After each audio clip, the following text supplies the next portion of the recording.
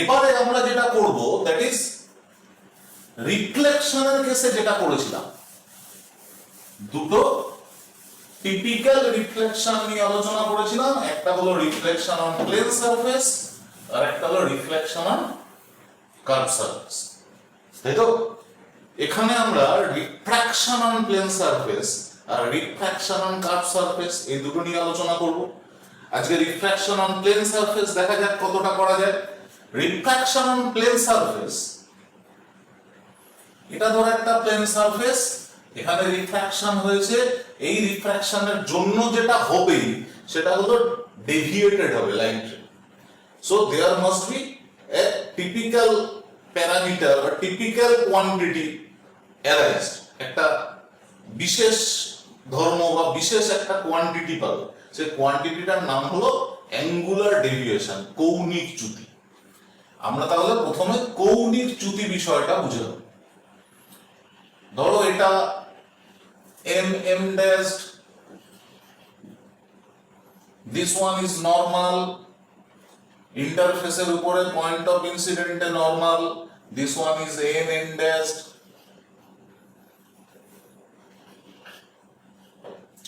Light ray incidented হয়েছে a, suppose this one is b, light ray used to travel following this straight line, সোজা চলে যেত light রে, and it get deviated, এদিকে বেঁকে এসেছে। It may be towards this, maybe away, maybe direct.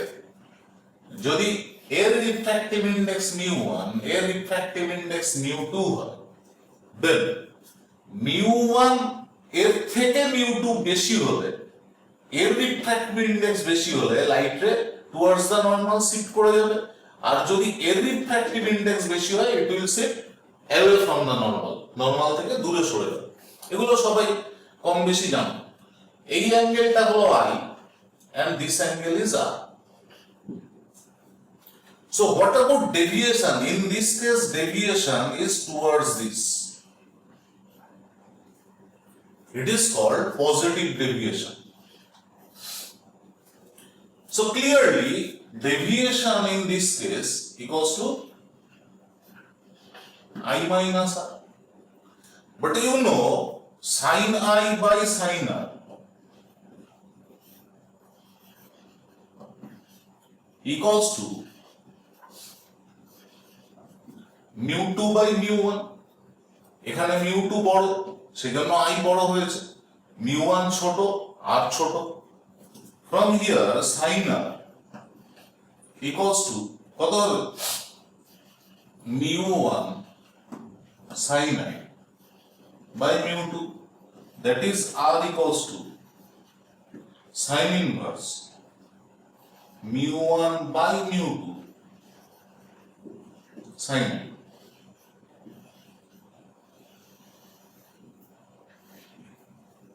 দেখো, let me put this value, it is equals to I minus sin inverse mu1 by mu2 into sin I del equals to, এটা হলো generalised equation. এখানে given কি কি? I, mu1 and mu2। যদি এই তিনটে value দেওয়া থাকে, you can determine the value of deviation. এখানে একটা জিনিস মনে রাখা, কি মনে রাখতে হবে না, যদি ডেভিয়েশন পজিটিভ হয়, that means deviation positive means আর এর ভ্যালু আই এর থেকে ছোট হয়, তাহলে এই পার্টটা, this very part gives more value than I, তাই না? এখন sin inverse sin I মানে কত? sin inverse sin I মানে I minus I equals to 0, that means যদি কোনো কারণে mu1 equals to mu2 হয়ে যায়, তাহলে ডেভিয়েশন কত হবে? 0 হবে। বুঝা গেছে? যদি mu2 বড় হয়, তাহলে এই ফ্র্যাকশনটা sin I by mu, এই ফ্র্যাকশনের ভ্যালুটা sin I এর থেকে কম হবে। তার যদি সাইন ইনভার্স করো, তাহলে এই ভ্যালুটা আই এর থেকে কম হবে। আই এর থেকে কম হওয়া মানে কি, এই ডেলের ভ্যালুটা পজিটিভ আছে। যদি কোনো কারণে মিউ ওয়ান এর ভ্যালুটা মিউ টু থেকে বড় হয়, তাহলে এই টোটাল ভ্যালুটা সাইন আই এর থেকে বেশি হবে। ইন দ্যাট কেস এই total value, that means sign inverse of this value, এই টোটাল ভ্যালুটা আই এর থেকে বড় হয়ে যাবে। যদি এটা আই এর থেকে বড় হয়ে যায়, দেন ডেল উইল বি নেগেটিভ। তাহলে শুধুমাত্র মিউ ওয়ান মিউ টু এই ভ্যালুগুলো বসানোর পরে এর যে অ্যান্সার সেটা পজিটিভ আসতে পারে, নেগেটিভও আসতে পারে। যদি পজিটিভ আসে তাহলে মাথায় রাখবে এটা কোন দিকে সরেছে, টুয়ার্ডস দ্য নরমাল, আর যদি নেগেটিভ আসে it is away from the normal. ঠিক আছে, এটা কি হলো angular shift or angular deviation. Second shift, it is called lateral deviation, পার্শ্বীয় সরণ বা পার্শ্বীয় চ্যুতি। Now let me draw this at first. প্রথমে ছবিটা এঁকে নিই। ধরো এরকম একটা স্ল্যাব আছে, এটা তোমাদের প্র্যাকটিক্যালেও আছে, এটা ভালো করে একটু বুঝে নেবে। এরকম কোন একটা স্ল্যাব আছে, having length L, breadth T. This breadth is T.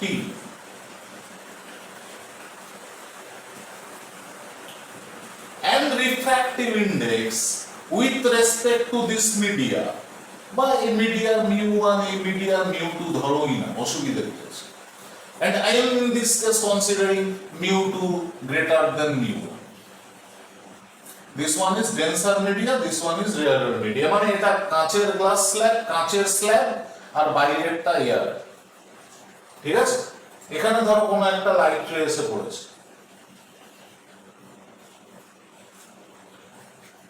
Normal draw করো at the point of incident, then it is I, angle of incidence. It is to move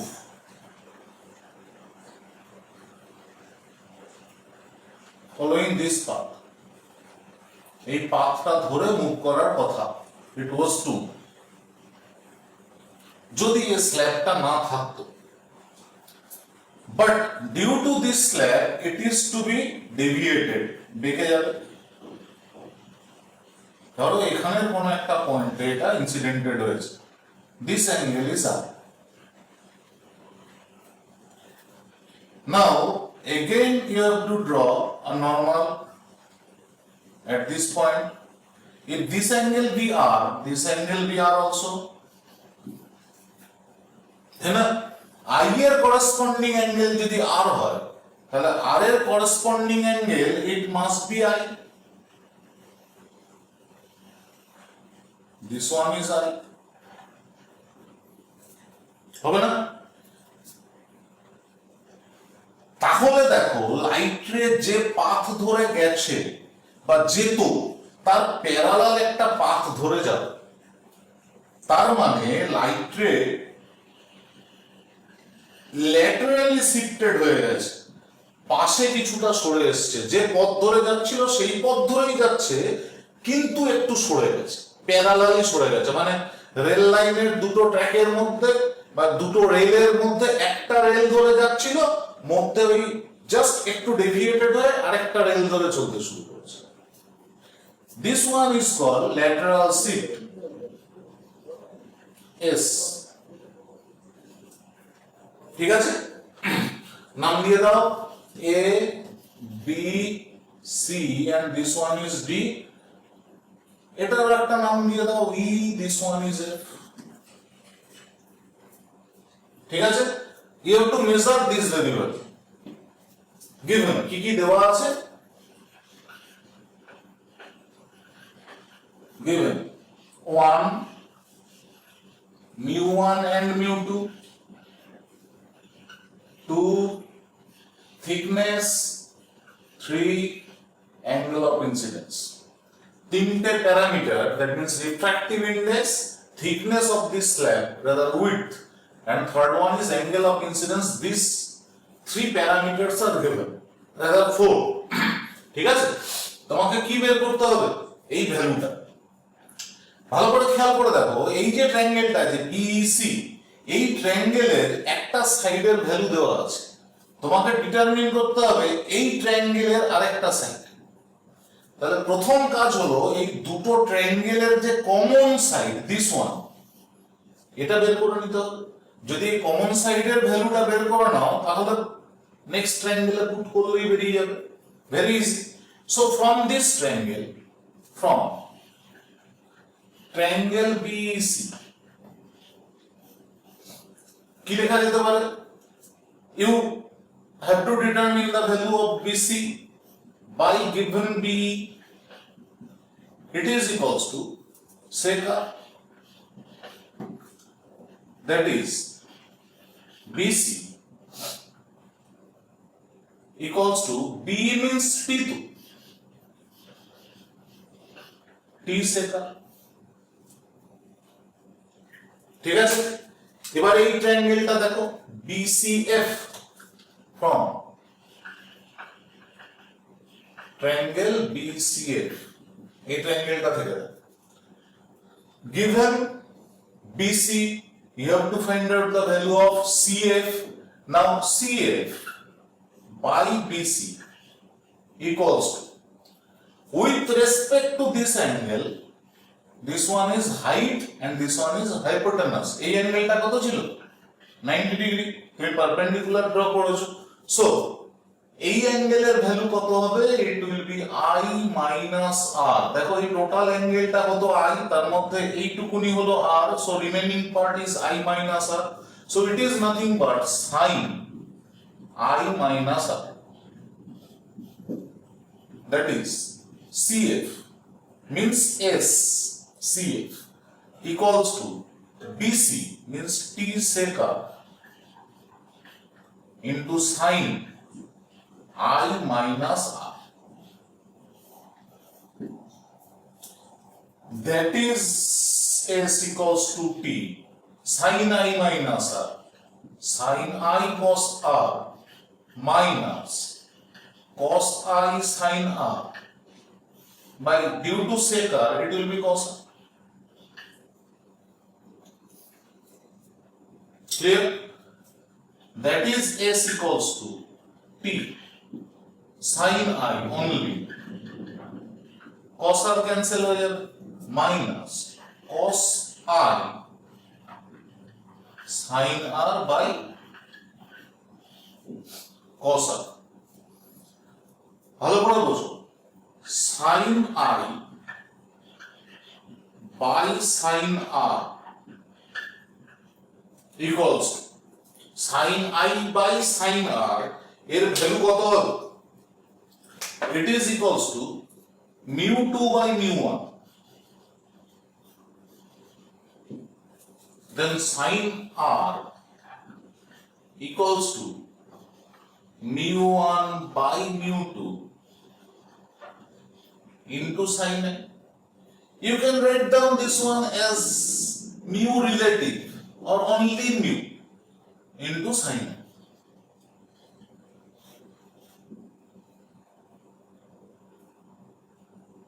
mu relative means যদি এই মিডিয়ার রেসপেক্টে এই media বলো, but in this case আমরা রেয়ারার media mu1 ধরেছি, ডেন্সার media mu2 ধরেছি, so actual process ধরে চললে it can be written or it must be written sin I by mu, it will be more correct, rather perfect। ঠিক আছে, where mu equals to, একটু লিখে রাখি, mu equals to mu2 by mu1 equals to 1 mu2, then this value becomes P sin I minus cos I into কত হবে? sin R এর জায়গায় কত লিখব? sin I by mu, instead of cos R it will be root under 1 minus sin square R, it gives mu square minus sin square I by mu, mu will be cancelled out, now if you take sine i common, দুটো জায়গা থেকে যদি sign i common নিয়ে নাও, তাহলে এই ইকুয়েশনটা এরকম দাঁড়ায়, s equals to t sine i 1 minus cos I by root under mu square minus sin square I। এই যে ইকুয়েশনটা পেলে, এই ইকুয়েশনটা হলো general equation of lateral shift.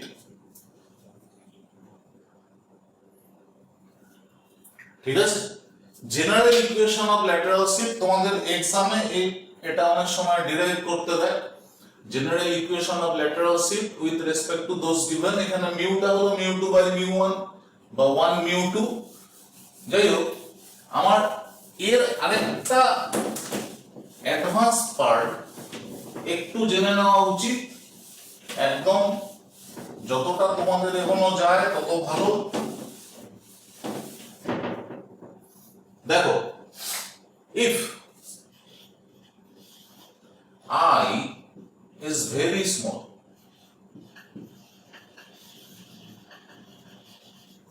and measured in radian, then sin I equals to I, you know it very well, and cos I equals to 1. In that case, this value s can be written as t sin I, কি হবে sin I এর বদলে কত লিখবে I into 1 minus 1 by root under mu square minus I square, তাই না?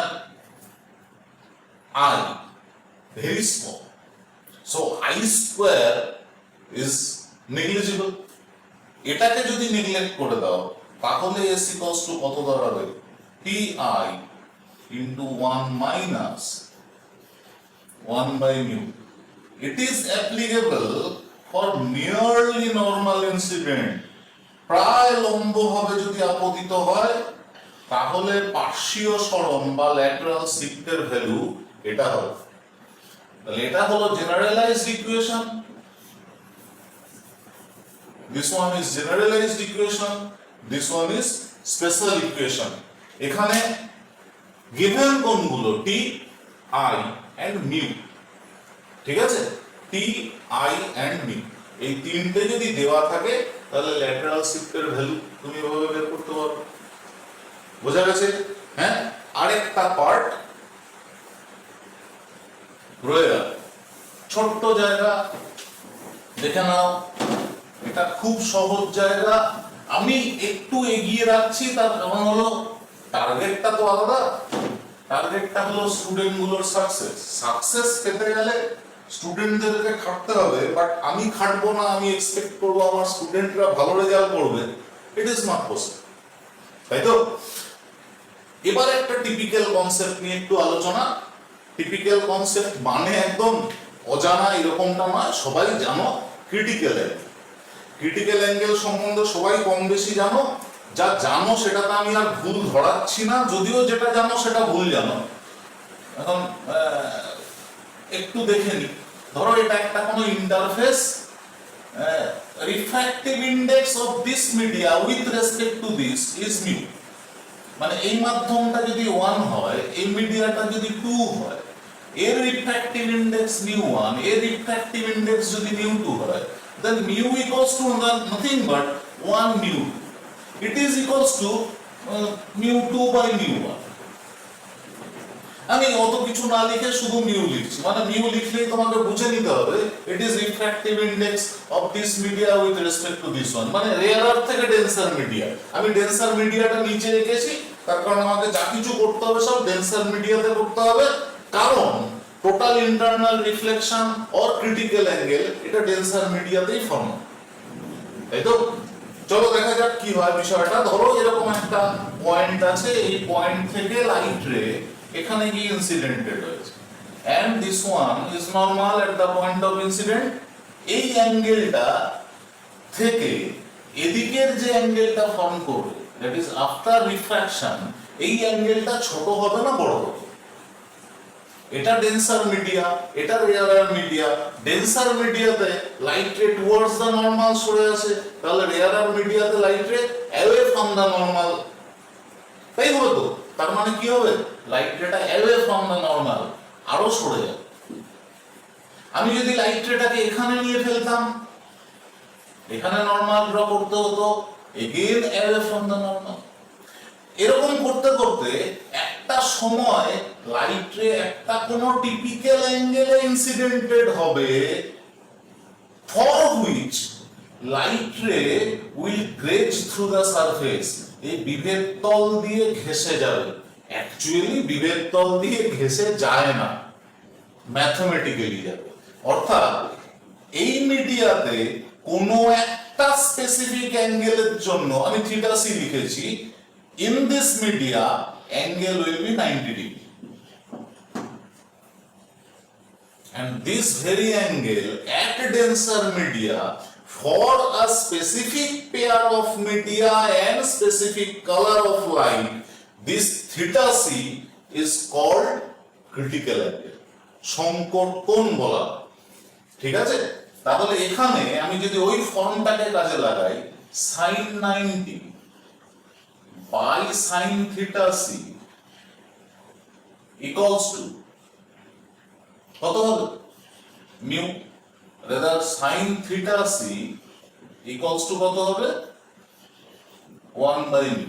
এটাকে তুমি 1 by mu না লিখে mu 1 by mu 2 ও লিখতে পারো, কোনো অসুবিধা নেই। এখন sin theta c তো এ যদি mu 1 by mu 2 লিখে অ্যানসার পেয়ে যাও, mu 2 by mu 1 লিখলে অ্যানসার পাবে না, তাই না? সাইনের ভ্যালু mu1 by mu2 যদি লেস দ্যান 1 হয়, mu2 by mu1 greater than 1 হবে। মানে বুঝতে পেরেছো তো? যদি কোনো ভাবে একটার কোনো ভ্যালু পেয়ে যাও, mu1 by mu2 by mu1 এর ভ্যালু পাবে না। এমসিকিউ করা অনেক সহজ, এমসিকিউর বিষয়টা নিয়ে এখন আলোচনা করব না, তোমরা ফাঁকি মারা স্টার্ট করে দেবে।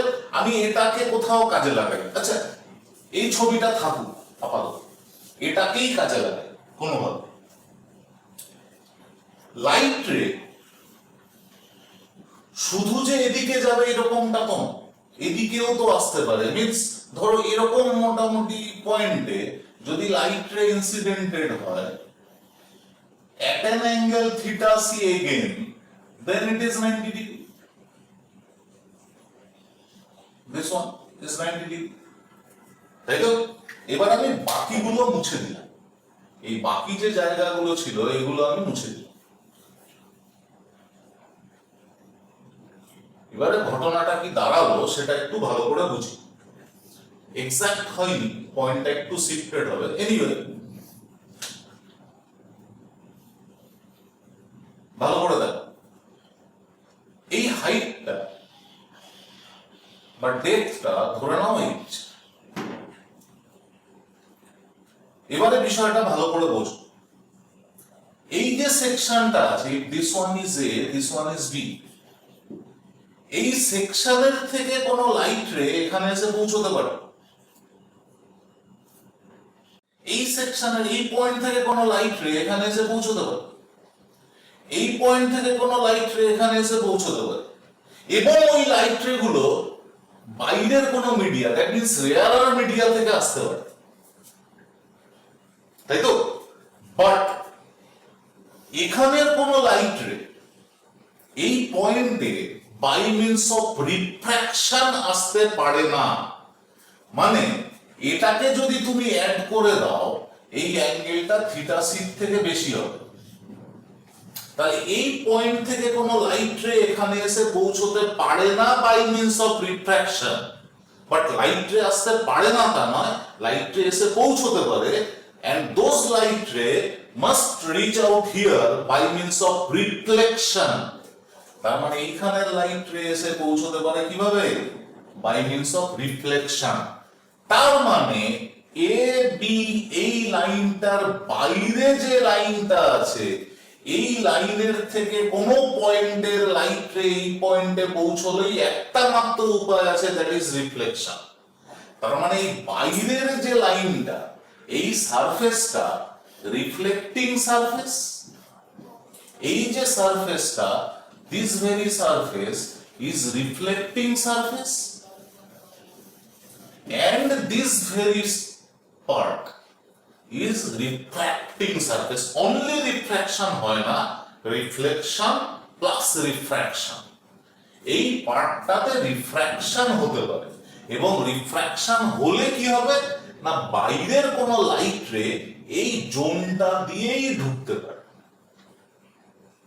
তুমি জলের নিচে নেমেছো, জলের নিচে তোমার চোখে একটা ওই এয়ার গার্ড গ্লাস পরানো আছে, না হলে তুমি দেখতে পাবে না। ওই এয়ার গার্ড গ্লাস পরে জলের তলায় নেমে তুমি উপরের দিকে তাকিয়েছো, কি দেখবে বলো তো? এখানে 2D এঁকেছি তো, অ্যাকচুয়ালি এটা 3D ফর্মে যদি আঁকি, উপরে এরকম একটা সার্কেল পাবো।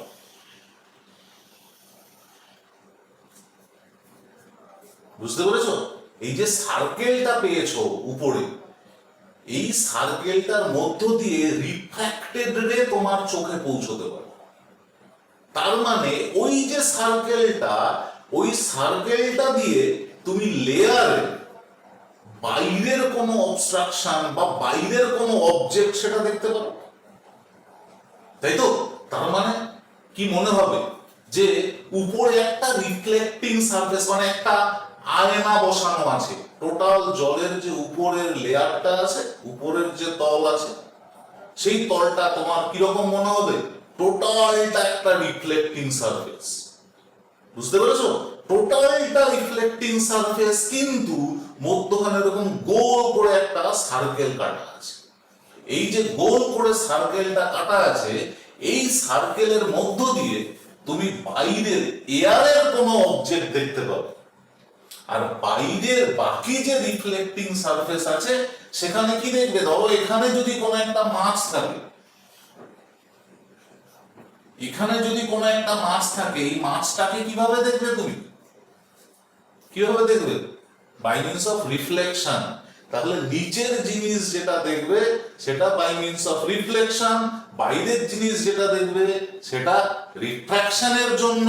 সেই জন্য তোমার মনে হবে যে জলের উপরের যে লেয়ারটা আছে ওইখানে একটা এরকম গোল গর্ত করা আছে, এবং উপরের লেয়ারটা জলের লেয়ার নয়, একটা আয়না রাখা আছে। বুঝতে পেরেছো তো? এই যে হোল ইন মিরর, এর রেডিয়াস যদি আর হয়, এই হাইটটা যদি এইচ হয়, তাহলে একটা খুব মজার রিলেশন তৈরি করা যেতে পারে। কিরকম রিলেশন দেখো, এই অ্যাঙ্গেলটা কত ধরেছিলাম আমরা? Theta C. তাহলে এই অ্যাঙ্গেলটা কত হবে? It will be theta C, তাই না? Sine theta C equals to কত পেয়েছিলে? কিছুক্ষণ আগে লিখেছিলাম সাইন থিটা সি equals to 1 by mu, but in this case sin theta c কত? r theta c respect এটা তো normal, divided by root over h square plus r square, that means h square plus r square equals to mu square r square, that is h equals to r root under mu square minus 1. It is the relation car? h এর সঙ্গে radius. বোঝা গেছে?